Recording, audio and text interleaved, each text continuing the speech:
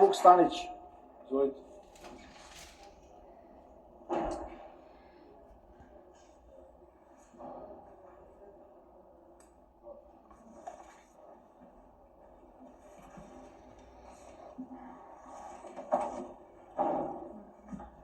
Poštovane kolege, gradski odbornici i gradske odbornice, poštovani predsjedavajući, samo da je malo približim ovaj mikrofon, tako.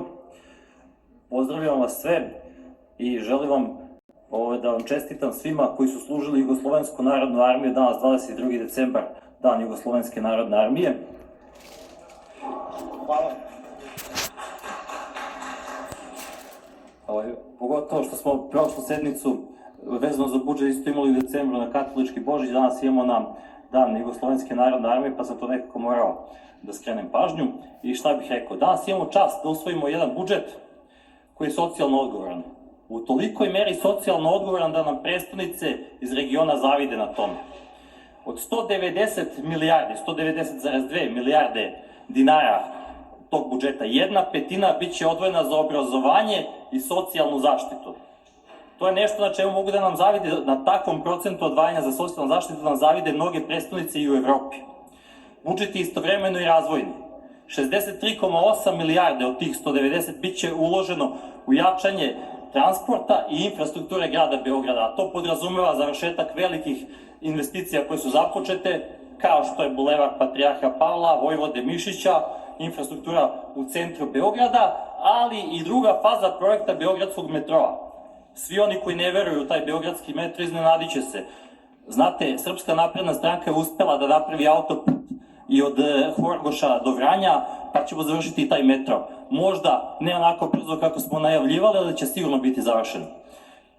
Sad, pošto smo rekli da se osim u infrastrukturu ćemo uložiti značajna sredstva i u saobraćaj i javni saobraćaj, da kažemo da se to pre svega odnosi na kvalitetnija vozila.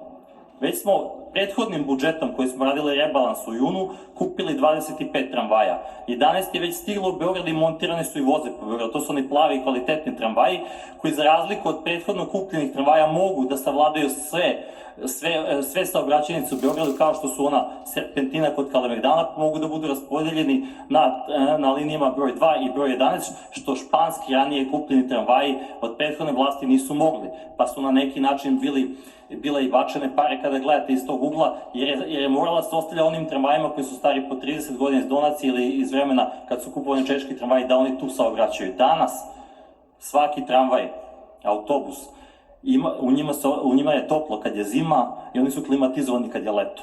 To je nešto što se nije podrazumevalo u vreme ranije vlasti.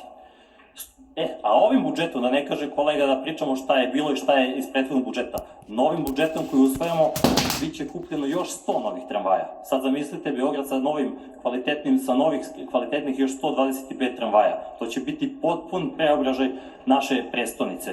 Pored toga, kupit ćemo autobuse koji će prevashodno biti autobusi koji ekološki prihvatljivi na električni pogon i kupit ćemo trolejbuse. Znači, kad kupujemo tramvaje, trolejbuse i autobuse na električni pogon, mi na taj način utičemo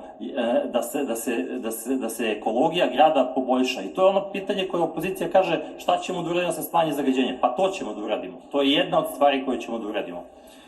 Sad, tu treba još jednu stvar naglasiti, da vam pokažem da nije sve bilo tako bajno.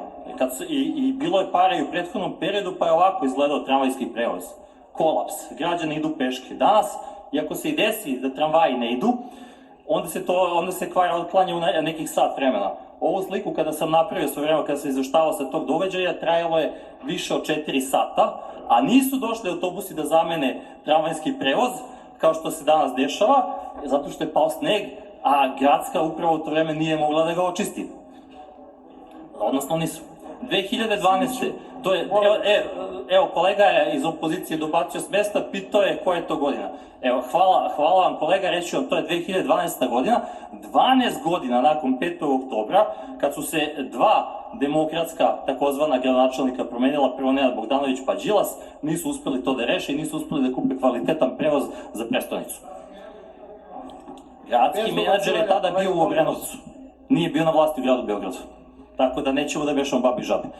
Za gledalce koji nisu čuli šta dobacio, on je dobacio da je gradski menadžer tada bio na vlasti. Nije. Znači, još jedna greška opozicije. Ne ljutimo se mi, samo da vam kažemo da je to nekulturno i da poslovnikom nije dozvoljeno. Možete pogledati, u poslovniku piše da je zabranjeno dobacivati odbornicima koji izlažu.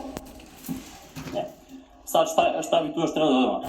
Ti tramvaji, ti autobusi i taj gradski prevoz je besplatan u Beogradu. Kolege su to već rekle. Međutim, svaki put kad se mi pohvalimo tim besplatnim prevozom u našoj prestonici, onda se jave 3 zamerke koje ću ja danas da objasnim da nisu utemeljene i da nisu tačne. Prva zamerka koja kažu to ništa nije besplatno. Mi ne kažemo da neko to mora da plati. Naravno da neko mora da plati, to se plaća iz budžeta. A kako je to organizovano? Plaćaju, recimo imate onih 250 porodica koje su dobile stanove u Ovči, koji su izbegli tokom zločinačke genocidne akcije Oluje iz Hrvatske, grad Beograd i Komesarijat za izbeglice im je napravilo 250 stanova. Oni ljudi sigurno ne plaćaju to u toliko velikoj meri. Koliko ga plaćaju recimo vlasnici splavova, od kojih smo 600.000 evra naplatili tokom proteklih meseci za korišćenje vodenih površina. I onda se postavlja drugo pitanje. Kaže, da li to plaća cijela Srbija? Da li to plaćaju građani drugih gradova da bi u Beogradu prevoz bio besplatan? Ni to nije tačno, jer se budžet grada Beograda u 95% puni iz sopstvenih sredstava. Znači ono što se naplati u gradu Beogradu, kao različite takse za korišćenje površina i tako dalje, to puni 95%, 5% se vraća, čak je to i opozicija danas konstatovala, 5% se vraća iz republičkog budžeta, a šta je zanimljivo, u republički budžet se 1/4 građana živi u Beogradu, a 55 i više posto republičkog budžeta se puni iz grada Beograda. Tako da kompletnih 100% prihoda gradskog budžeta je prikupljeno ovde u Beogradu i svi građani koji ne žive u prestonici, a dođu ovde da se voze, mogu da se voze besplatno. A to je kompletno finansirano od strane Beograđana. I treća laž koja se plasira vezano za besplatan prevoz je dug. Beograd će se zadužiti, propašće zbog silnih dugova i kredita koji će biti podignuti da se plaća nešto što je neisplativo.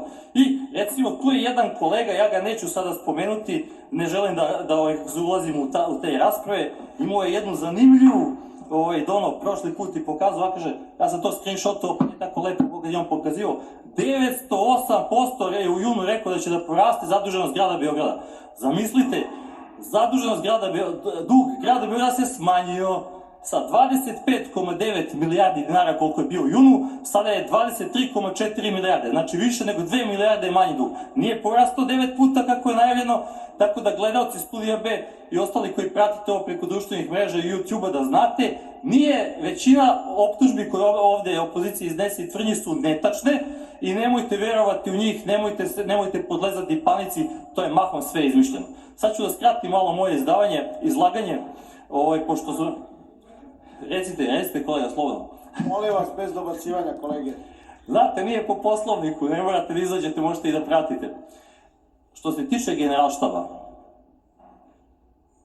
tu smo izgubili 750 miliona evra vrednu investiciju. To bi nama pomoglo da još lakše podnesemo besplatan gradski prevoz i besplatne vrtiće i sve ostalo. A znate, taj Generalštab, da bismo ga uklonili, ove ruševine, mi bismo onda uklonili i opasnost koja se širi sa tog mesta. A to je zračenje od osiromašenog uranijuma koji je tamo ostao. Kako sam, ovo ne pričam napamet, ali sad ću da kažem, a onda ću posle da obrazložim najkraće što mogu. Znači, sa tog mesta širi se radijacija koja izaziva tumore. I to su izjavili ljudi koji su stručni, koji su sudski veštaci i koji su to rekli tokom sudskih postupaka pod pretnjom da će krivično odgovarati ako lažu. Pitanju su ljudi Vojno-tehničkog instituta i konkretno sam to čuo imenom i prezimenom od doktora medicine, opozicionara Ale Karačića, koji je rekao da je to tako. Da se u Tomahawku, to je on javno izjavio u više medija, koji je pogodio Generalštab i koji je pogađao druge lokacije u Beogradu, nalazi kontrateg od osiromašenog uranijuma. Znate, posle sam pitao ljude iz instituta Karajović koji su bili angažovani na dekontaminaciji širom bivše SR Jugoslavije i rekli su mi da recimo tipa poluostrvo Luštica uopšte nije dekontaminirano, nije mogla, nije postojala oprema, a ona dekontaminacija koja je rađena u Vranju i u Beogradu i na drugim mestima nije mogla da se sprovede u skladu sa svim znanjima koje posjeduju. Zato što ih tad nisu ni imali. Neke stvari kao što je dodavanje zeolita na kontaminirana mesta u tom momentu kad su to radili nisu ni znali. Tako mi je rekao čovjek. Tako da vi se zalažete da se da status kulturnog dobra ruševini, koja dok je bila zgrada nije imala taj status, koja je taj status dobila pod jako čudnim okolnostima od strane vlade Vojislava Koštunice, to sam detaljno objasnio prošli put, neću ponovo da pričam o tome. I plus je kontaminirana i opasna po zdravlje Beograđana. I na svim tim spinovima i izmišljenoj korupciji oterali ste investitora koji je trebao da ovde investira 750 miliona evra. Sram vas bilo. Vladimir Vašić, izvolite.